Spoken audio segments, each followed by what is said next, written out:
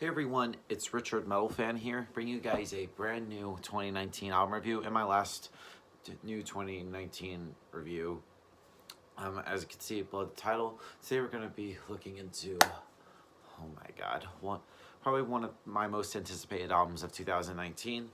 And as you can see below the title, today we're going to be looking into the new album from Decapitation entitled Death Atlas, which came out today through Metal Blade Records. Now, for those of you who aren't familiar with Decapitation, they're a death metal band hailing all the way from San Diego, California, and these guys have been around since 1996, I believe. And they're kind of like lumped in with like death grindcore stuff. I just like call them death metal. And Decap, in my opinion, are one of my favorite death metal bands, period. Ever since I first got into them back in like 2013, 2014, it was around the time they put out their album Monolith of Inhumanity, which in my opinion was probably my favorite album of them. And that was like the first album that pretty much got me into the band, and then I discovered all their other older stuff like To Serve Man and Humanure. But yeah, and then saw the music video for Forced Gender Reassignment, which that video was just wow. And that, I mean, I thought that was good. And then of course this album is the follow-up to their previous album, which came out in 2015, The Anthropocene Extinction, which was probably my album of the year of 2015. And I thought that was probably Cattle's best album to date. But here we are with the band's 8th album, on Death Atlas. Does this live up or exceed what The Anthropocene Extinction has? I feel like it definitely has. I feel like ever since Monolith came out, I feel like Decapitation's pretty much had changed in their sound. Like, it still has that the riffs and stuff. I feel like they've just explored a lot more in terms of like production wise, musicianship. Even like some of the stuff has very kind of like atmospheric. It almost has a little bit more melody, a little bit compared to previous stuff. Just one thing to know about is just the vocals. Like, oh my god, I don't even know what to say about Travis Ryan. Like, and I probably will say this. My opinion, I feel like he's the best death metal vocalist ever. Like, you can't change my mind. Like the voice he does is just, I don't think I've never heard anybody, but he does what he does. Like, it does like the low kind of like guttural growls, and then just like the shrieky, almost kind of like very witchy kind of like vocals. And sort of like his cleanish vocals that he does is good. Like, definitely has that kind of to it, but you could definitely hear it's very clean sounding. You could definitely hear what it sounds, and just wow, in my opinion, one of the most talented musicians I've heard. And then the guitar work is just really just grinding, just the riffs and just the guitar tone is just from Josh Elmore. And of course they now have 2 guitar players since 2015. I feel like they've added 2 guitar players, which I think it pretty much suits well, and it sounds a lot more tighter and more fuller and heavier. They have another guitar player, I can't even say his name, but they're both guitar playing is just superb and just really much adds a lot of really great rhythm and sort of like just mindless shredding. Bass wise, the bass is pretty audible. You can definitely hear it. And this is the first album with a new bassist, Oliver Penyard, who also plays in Cryptopsy. And his bass playing is pretty audible. And drumming wise, David McCraw's drumming is just blasting all over the place. It's just really great.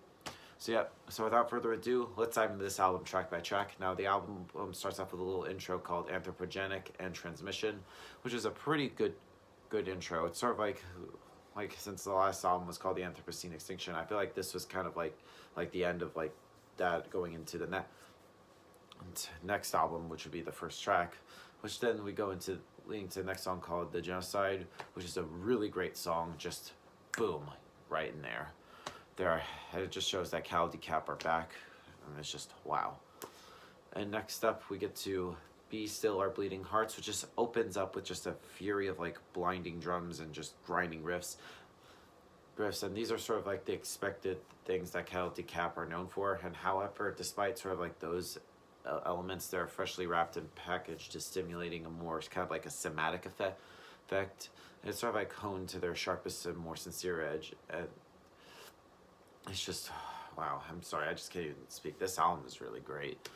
Anyway, moving on to Vulturous, which opens with just very good ferocity. And some of the riffs on here kind of remind me of the song Forced Gender Assignment, and probably my favorite song of them. And it's also kind of like in the riff patterns kind of sound very similar, but I feel like the band have taken it and turned it into like a more twisted and freshly devious direction with sort of like layered synths and sort of like guitars painting a cold and eerie atmosphere. It feels like this is a noticeable thread throughout this album. It is very unsettling and cold at times. And then next up we get to The Great Dying, which is an unsettling cold piece. And it kind of reminds me a little bit of something from like a horror movie. He kind of has, which meets sort of like a cyberpunk dystopia. Yeah, and I feel like with this album, it kind of feels like chapters. Like I feel like this is the first chapter, and then going off of that is the next song being One Day Closer to the End of the World, which I believe is one of the first singles released from this album. It starts off viciously with a crunching riff and more meaty drums, and the drums and sort of like riffs kind of like keeping a growing speed in here. And I love the chorus that makes really good of like Travis Ryan's like quirky cleans, and his cleans are like the biggest change in One Day Closer, and they still hold the quirkiness and sound intense as threatening, especially in like layered over like a brain melting riff and the bone shaking drums, but they also sound more powerful and more evolved and full. And then the heaviness slows and a few cymbal crashes draw out some guitar notes and with a bang, and it's just a really heavy but grooving rhythm with an insane drum speed with Travis hitting up with some of his best clean vocal section, and it is brilliant. Anyway, moving on to Bring Back the Plague, which kicks off straight with a ruthless attack of drumming and riffing, and the vocals come in very dark and growled with sort of like almost kind of like higher growls in the backing. And I love this how as the song progresses, the higher tone takes over with more of a deeper backing. And the chorus is great with a huge sounding blast and riffs, and then it drops down to a slightly more rhythmic groove with a supreme headbanging before we get to like a cleanly sung section, still delivered with plenty of menace though. Oh, and then I love how this section transitions back into the extreme end of things, and the drum speeds just works its way into its mind, and it just ends all with a very chunky rhythm and some throaty growls to close. Absolute Destitute, and from the opening, it sort of like again displays freshness at this band that pretty much is sure to like please like old and new fans alike, with sort of like almost kind of like blackened motifs used to full effect, like without sort of feeling like a gimmick, and sort of like cold and hostile energies are challenged to effect, and sort of like layered behind sort of like atmospheric qualities and poignant weavings of melody and sort of like textured guitar work that really drives home. Anyway, next song on the album is called The Great Dying 2, which is kind of similar to Great Dying 1, has sort of like a little bit of an interlude. Then we go into Finish Them, which is just, that song is just insane, I'll tell you that.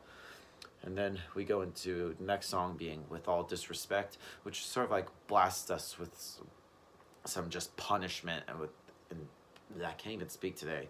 It has some very impersonal blustering of scathing winds of torment, and some of the riffs and sort of like the drums on this song is just the most sadistic and intent, and we'll have listeners are pretty much at the end of their seat. Anyway, the next song is Time's Cruel Curtain, which is the song that I was coming in. I would have been sorely disappointed had it not, and it has a quality that evokes sort of like very pity and sadness, and it encapsulates the mood in this track. And though I understand the decision to break the mood, disrupt, and subvert expectation, shown on here, and perhaps this is the message in not getting too comfortable in sadness and misery, but I feel like this is no sympathy with here. Anyway, moving on to The Undesirable Past, which is the last interlude on here, and it's kind of like right here is sort of like a notable shift in tone to something more sincere and human tenderness, while it sort of retains the cold and distorted use of voice samples, disgusting statistics of worldwide suffering. This time is underpinned by an accompaniment of string section and piano, which by surprise, which actually uses with amazing effect, and it has soulful and morose clean singing, and a hymn to end all of good things to come. And then the album closes with the epic title track, Death Atlas, which is just 9 minutes of just frustration, hatred, self-loathing thing as a member of our infectious species, and tonally sounds like the end of both the album and our species. And I just think musically, I feel like the band had reached its peak right here. Like, damn. And I feel like Cattle, in terms of like songwriting, Cattle is just wow. And overall, Death Atlas by Decapitation, just wow. I feel like this band can do no wrong, and yeah, I don't even know what to say. This is just a fucking great album, but they can definitely do no wrong. So overall, Death Atlas by Cattle Decapitation is a great album. Sorry to give this album a score. I'm gonna give this probably a solid 9.5 out of 10. Or hell, I'll probably give it a 10 out of 10. It's that good. So yeah, that's my review of the new Cattle Decapitation, guys. And they're also playing here tonight in Atlanta at the Masquerade. So if anybody's going to the show tonight, I will see you there. So yeah, that's my review of the new Cattle Decap, guys. Let me know in the comments what you guys think about it, and I'll see you all in the next video. And as always, keep it metal.